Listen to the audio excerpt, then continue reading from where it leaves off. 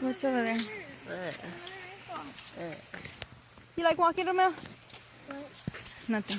You like walking? Yes. You like walking? Oh.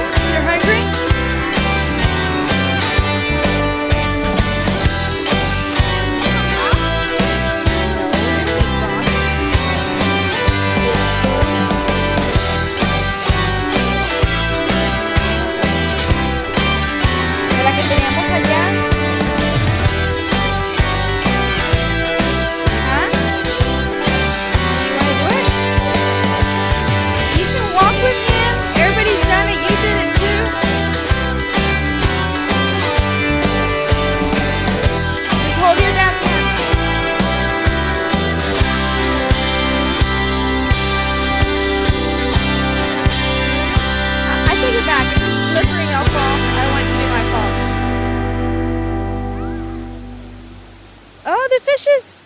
Did you see the fishes, Romeo? Never mind, walk over there.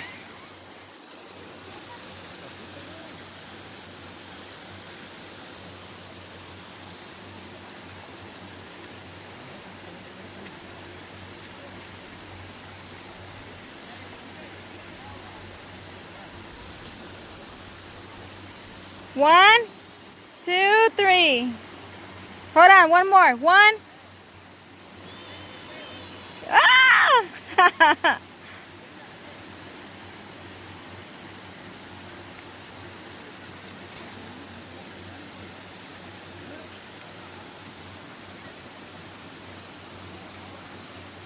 What about me? Hey!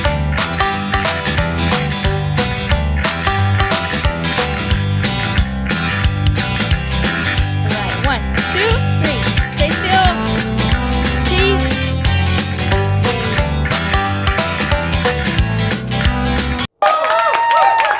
Okay guys, So my family and I visited Branson, Missouri over the Labor Day weekend.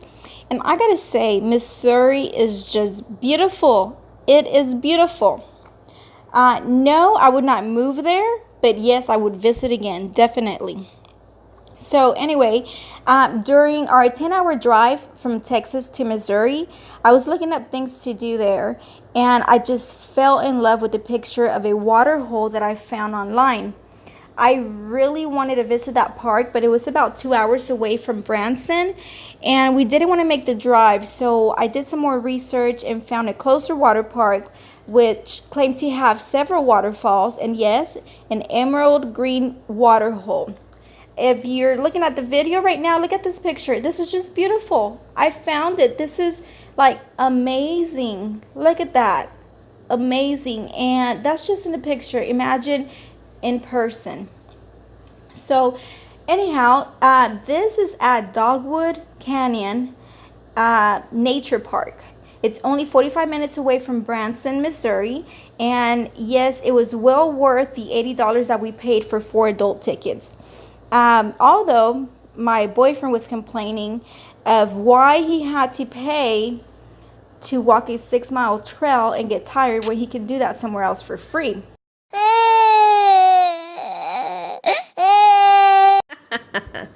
Okay, I do understand where he's coming from. I really do, because yes, we are on a budget, and yes, we are even on a vacation budget.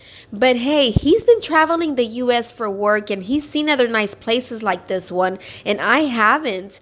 Actually, I haven't left Texas in years. So I finally get 2 states away from Texas, and this is what I want to do. This is what I want to see, and this is what we did because he just loves me so much. Right, honey? Okay, so let's get back to how much it cost. It was $10 per person to enter the first section, which is a covered area, kind of like a museum type. It's next to a really nice restaurant, and right outside of that, they have the souvenir shop and a 3-story tree house. Also, by the museum, there is a really nice balcony that leads out to the first waterfall that you're going to run into. And it's really nice because it's so close to the waterfall that you're going to be able to get like really good pictures, depending on the weather, of course. But you are so close up to the water. It's just beautiful. It'll be a beautiful experience for only $10 per person. If you want to enter the actual park, you have to buy a wristband. And the price of the wristband really depends on how you're going to get through the park. So you can have the option of walking, which we did. You can rent a bicycle or take your own. I'm not sure how much they charge for that. You can also rent a hoverboard. I think that's what they're called. Or you can ride the trolley with 20 other people.